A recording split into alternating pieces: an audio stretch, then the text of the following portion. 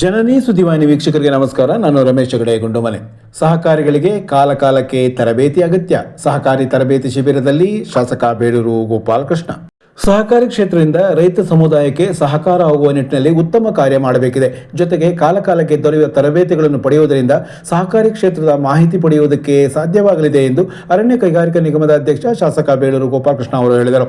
ರಾಜ್ಯ ಸಹಕಾರ ಮಹಾಮಂಡಲ, ಶಿವಮೊಗ್ಗ ಜಿಲ್ಲಾ ಸಹಕಾರ ಯೂನಿಯನ್, ಜಿಲ್ಲಾ ಸಹಕಾರ ಕೇಂದ್ರ ಬ್ಯಾಂಕ್ ಹಾಗೂ ಸಹಕಾರ ಇಲಾಖೆಯ ಸಂಯುಕ್ತ ಆಶ್ರಯದಲ್ಲಿ ಇಲ್ಲಿನ ಪವಿತ್ರ ಸಭಾಭವನದಲ್ಲಿ ತಾಲೂಕಿನ ಪ್ರಾಥಮಿಕ ಕೃಷಿ ಪತ್ತಿನ ಸಹಕಾರ ಸಂಘಗಳ ಅಧ್ಯಕ್ಷರು, ಆಡಳಿತ ಮಂಡಳಿ, ನಿರ್ದೇಶಕರು, ಮುಖ್ಯ ಕಾರ್ಯನಿರ್ವಹಣಾಧಿಕಾರಿಗಳಿಗೆ ಏರ್ಪಡಿಸಿದ್ದ ಒಂದು ದಿನದ ವಿಶೇಷ ತರಬೇತಿ ಶಿಬಿರ ಉದ್ಘಾಟಿಸಿ ಅವರು ಮಾತನಾಡುತ್ತಿದ್ದರು. ತರಬೇತಿ ಎನ್ನುವುದು ವಿಶೇಷ ಮಾಹಿತಿ ಅರಿಯುವ ಸಾಧನ. ಇದು ಎಲ್ಲಾ ಕ್ಷೇತ್ರದಲ್ಲಿಯೂ ಇದೆ ಮತ್ತು ಅಗತ್ಯವೂ ಹೌದು ಎಂದ ಅವರು, ಸಹಕಾರಿ ಎನ್ನುವ ಹೆಸರೇ ಸೂಚಿಸುವಂತೆ ಇದು ಸೇವಾ ಕ್ಷೇತ್ರ. ಇಲ್ಲಿ ಅತ್ಯಂತ ಜಾಗರೂಕತೆಯ ಹೆಜ್ಜೆ ಇಡಬೇಕಿದೆ. ಇಲ್ಲವಾದಲ್ಲಿ ಯಾರೂ ಮಾಡಿದ ತಪ್ಪುಗಳಿಗೆ ಎಲ್ಲರೂ ಹೊಣೆಯಾಗುವ ಸಂದರ್ಭ ಬರಲಿದೆ ಎಂದರು. ಮುಂದಿನ ವರ್ಷ ತಾಲೂಕಿನಲ್ಲಿ ಉತ್ತಮ ಸಹಕಾರಿ ಸಂಘವನ್ನು ಗುರುತಿಸುವ ಕಾರ್ಯವನ್ನು ಕ್ಷೇತ್ರದ ಶಾಸಕನಾಗಿ ನಾನು ಕೈಗೊಳ್ಳಲಿದ್ದೇನೆ ಎಂದು ಅವರು ಹೇಳಿದರು. ಜಿಲ್ಲಾ ಸಹಕಾರಿ ಯೂನಿಯನ್ ಅಧ್ಯಕ್ಷ ಹನುಮಂತಪ್ಪ ಅಧ್ಯಕ್ಷತೆ ವಹಿಸಿದ್ದರು. ಉಪಾಧ್ಯಕ್ಷ ಅಮೃತೇಶ್ವರ, ನಿರ್ದೇಶಕ ದಿನೇಶ್ ಬರದೊಳ್ಳಿ, ಯಶವಂತ್ ಕುಮಾರ್, ಸಂತೋಷ್ ಕುಮಾರ್, ಮಾರುತಿ ಈ ಸಂದರ್ಭ ಹಾಜರಿದ್ದರು. ನಂತರ ಆಡಳಿತ ಮಂಡಳಿಯ ಹಕ್ಕು ಜವಾಬ್ದಾರಿ ಕುರಿತು ಜಿಕೆ ರಾಮಪ್ಪ ಮತ್ತು ಆದಾಯ ತೆರಿಗೆ ಕುರಿತು BV ರವೀಂದ್ರನಾಥ್ ಮಾಹಿತಿ ನೀಡಿದರು. ವಿಶೇಷವಾಗಿ ಆಡಳಿತ ಮಂಡಳಿಯ ಹಕ್ಕು ಜವಾಬ್ದಾರಿ ಕರ್ತವ್ಯ ಕುರಿತು ಹಾಗೂ ಇತ್ತೀಚಿನ ದಿನಗಳಲ್ಲಿ ನಾವು ಸ್ಪೀಕರು ಒಂದು ಕಾರ್ಯಕ್ರಮ ಮಾಡ್ತಾರೆ. ಅಂದರೆ ವಿಧಾನಸಭೆಯಲ್ಲಿ ಹೇಗೆ ಮಾತಾಡಬೇಕು, ವಿಧಾನಸಭೆಯಲ್ಲಿ ಏನು ಚರ್ಚೆ ತಗೊಳ್ಬೇಕು, ಯಾವ ಮಾಹಿತಿ ತಗೊಳ್ಬೇಕು, ಏನು ನಿಮ್ಮ ಹಕ್ಕು ಮಂಡನೆ ಇದೆ, ಅವೆಲ್ಲವನ್ನ ತರಬೇತಿ ಕೊಡುವ ರೀತಿಯಲ್ಲಿ ನಮಗೂ ಒಂದು ತರಬೇತಿ ಕೊಡ್ತಾರೆ.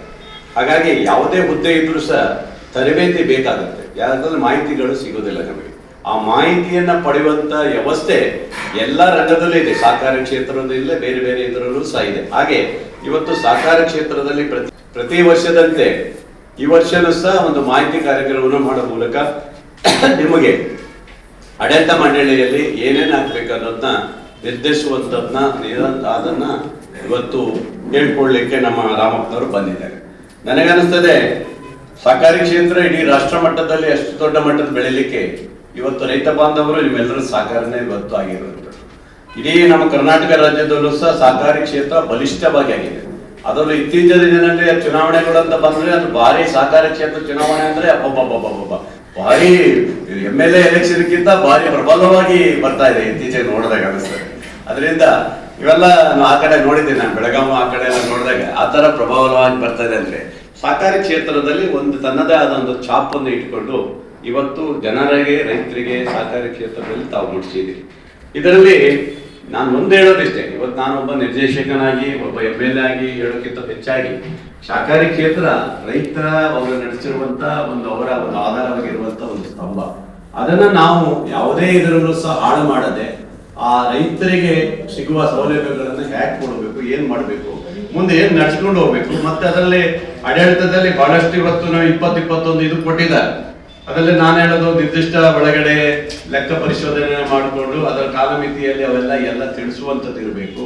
ಮತ್ತೆ ನೀವು ಸಾಲವನ್ನ ಕೊಟ್ಟಂತದನ್ನ ತೆಗೆದುಕೊಳ್ಳುವಂತ ಇದರಲ್ಲಿ ಸಹ ನೀವು ಏನೇನ್ ಮಾಡಬೇಕು, ಮತ್ತೆ ಸಾಲ ಕೊಟ್ಟವ್ರು ಕೇಸ್ ಹಾಕೋದು, ಇನ್ನೊಂದು ಹಾಕೋದೆಲ್ಲ ಇರ್ತದೆ. ಅದಕ್ಕೆಲ್ಲ ಕಾನೂನಲ್ಲಿ ಏನೇನಿದೆ ಅವೆಲ್ಲ ಮಾಹಿತಿಗಳನ್ನ ತಾವು ತಿಳ್ಕೊಳ್ತಾ ಹೋದ್ರೆ ಕೆಲವರು ಬಹಳ ಇದಲ್ಲಿ ಇರ್ತಾರೆ. ಬಹಳ ಅಂದ್ರೆ ಈ ಬ್ಯಾಂಕ್ ಅಲ್ಲಿ ನೋಡಿ, ಆ ಬ್ಯಾಂಕ್ ಅಲ್ಲಿ ನೋಡಿ, ಇನ್ನೊಂದು ಬ್ಯಾಂಕ್ ಹಾಕಿರ್ತಾರೆ. ಎಲ್ಲ ನೋಡೇ ಮಾಡಿರ್ತಾರೆ.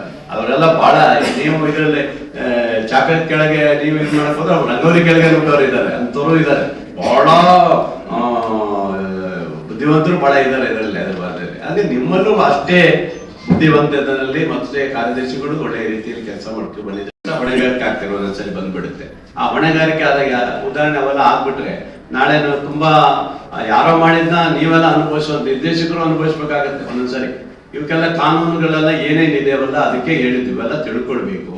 ಮುಂದಿನ ತಮ್ಮ ಜವಾಬ್ದಾರಿ ಏನಿರುತ್ತೆ ಅದನ್ನೆಲ್ಲ ಅರ್ಥಕೊಳ್ಬೇಕು. ಅದ್ರ ಜೊತೆಗೆ ಬಹಳ ಪ್ರಮುಖವಾದದ್ದು ನಮಗೆ ವಾರ್ಷಿಕ ವರದಿ ಕೊಡುವಂಥದ್ದು, ಲೆಕ್ಕ ಕೊಡುವಂತ ಇದರಲ್ಲಿ ಸಮಾನತೆಯಲ್ಲಿ ಎಲ್ಲ ರೀತಿಯಾದ ಅದನ್ನ ಪರಿಶೀಲನೆ ಮಾಡುವಂಥದ್ದು ಮಾಡಬೇಕು. ಅದೆಲ್ಲ ಪ್ರತಿ ವರ್ಷ ಕೊಡ್ತಾ ಬರ್ಬೇಕು. ಅದ್ರ ಜೊತೆ ಬಹಳ ಮುಖ್ಯದ್ದು ಹಣಕಾಸು ದುರುಪಯೋಗ ಆಗುವಂಥದ್ದು ಇದೆಯಲ್ಲ, ಅದನ್ನ ಏನು ಆಗುತ್ತೆ ಅದನ್ನ ಬಹಳ ಕೊಟ್ಟಿದ್ದಾರೆ. ದುರುಪಯೋಗ ಅಥವಾ ಸಂಘಕ್ಕೆ ನಷ್ಟ ಉಂಟು ಮಾಡುವಂಥದ್ದು ಏನಿದೆ ಅದು ಹೇಗಾಗತ್ತೆ, ಏನಾಗುತ್ತೆ ಅನ್ನೋದು ಸಹ ನೀವು ಅರ್ಥಕೊಳ್ಬೇಕು. ಅದನ್ನ ರಾಮಪ್ಪರು ಗೊತ್ತಿದೆ, ಅವರು ಎಲ್ಲ ಅದ್ರ ಮಾಹಿತಿ ಚೆನ್ನಾಗಿ ಕೊಡ್ತಾರೆ.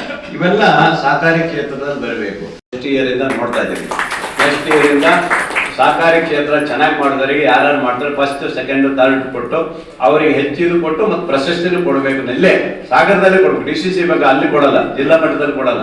ಸಾಗರದಲ್ಲೇ ಒಬ್ಬ MLA ಆಗಿ ಸಹಕಾರ ಕ್ಷೇತ್ರದಲ್ಲಿ ಫಸ್ಟ್ ಸೆಕೆಂಡ್ ಥರ್ಡ್ ಅಂತ ಮಾಡಿ ಯಾರ್ಯಾರು ಚೆನ್ನಾಗಿ ಮಾಡಿದ್ದಾರೆ ಅವ್ರಿಗೆ ಹೆಚ್ಚುವರಿನೂ ಕೊಡಿಸೋದು ಮತ್ತೆ ಒಂದು ಪ್ರಶಸ್ತಿನೂ ಕೊಡಬೇಕಂತೇಳಿ ನಾನು ತೀರ್ಮಾನ ಮಾಡಿದ್ದೀನಿ.